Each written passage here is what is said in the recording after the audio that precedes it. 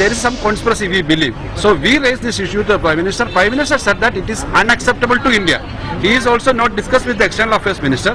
He will discuss with him. It is not acceptable to India. That is what he said.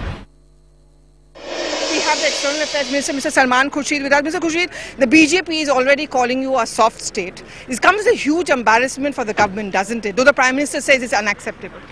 I've said very clearly we will examine the papers that have come to us. The Legal and Treaties Division is examining it. We will only be able to say to you something once we've examined the papers. But will you be speaking to the Italian government on this issue? We will be able to tell you all this once we've examined the papers. But Salmanji, the point also is that there was an MEA note, and that's the allegation which is being made. There was an MEA note. Couldn't the government have intervened and given an advisory to the Supreme Court and not to let those Marines go? Because that was the strongest case you really had against them. We should trust the Supreme Court in its decisions. We shouldn't appeal over the Supreme Court. Let the Supreme Court take a final view. What's the road ahead from here now? What's the road ahead from here now, Salmanji? After this, what's the next step? If we have to examine, after examination, we will let you know. The opposition was united to demand that the Italian Marines issue should be raised in the Parliament. They are culprits, they are the murderers of 2 Indian fishermen, and they have insulted the Supreme Court of India. This is not acceptable to us, and we will not allow government to get away with this kind of a criminal conspiracy with the Italian government.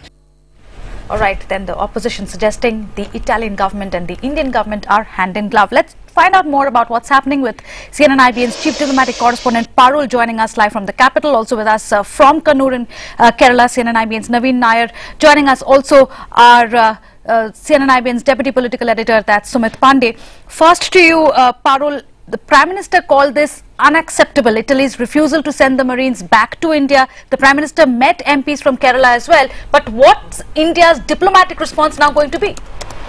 Yeah, Nanya, you're right in pointing out that the Prime Minister has used some fairly tough language. Unacceptable is quite tough. Salman Khurshid has also said that the Italian government is answerable to the Supreme Court. But unfortunately, on the substantive issue of how is the Indian government going to take this up with the Italian government, there have been absolutely no clear-cut answers from the government. For instance, it was quite easy for the Indian government to at least confirm this much, that they would be lodging a protest with the Italian government, given their own position that sovereign guarantees have been violated by the Italian ambassador. Even that much has not come out of the Indian government. What we can confirm is that the Indian government is readying a legal response. We're being told that a team in MEA is currently looking at the case that the Italian government has made out.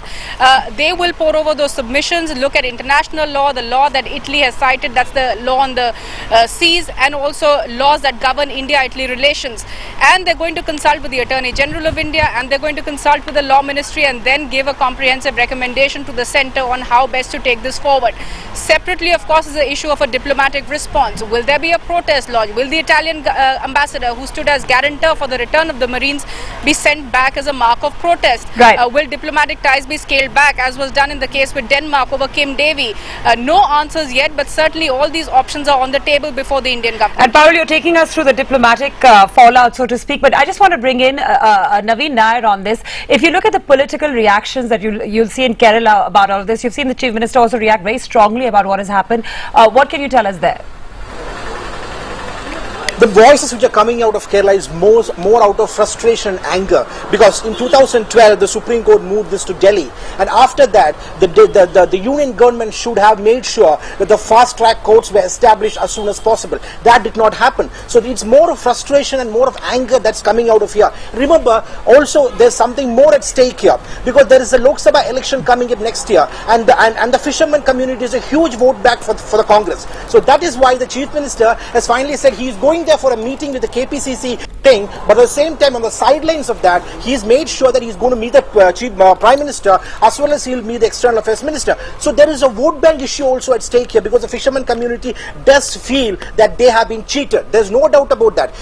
Although there has been widespread protest has not been there, at the same time the fisherman community does feel that they have been cheated to a large extent. But the family, I've talked to the family, as far as they are concerned, they have got their compensations paid.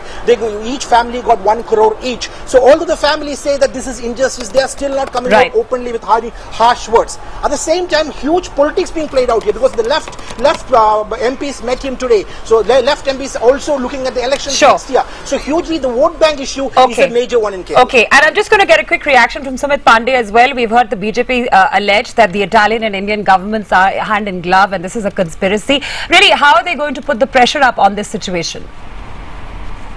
Well, first of all, we are going to see that BJP will raise this issue tomorrow in Parliament in both houses. That's what we hear in a big way. Probably demand the suspension of the question hour and issue be taken up.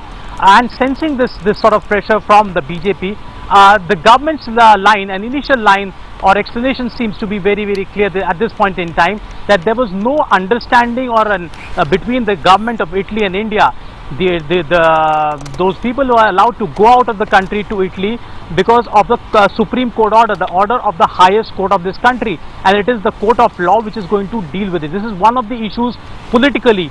That's how the government is dealing with it. But yes, in the days ahead and probably tomorrow, I think we are going to see the onslaught from the BJP on the floor of the House. Sumit, Parul, Naveen, thanks to all of you for joining us with the very latest then on this big news we are tracking.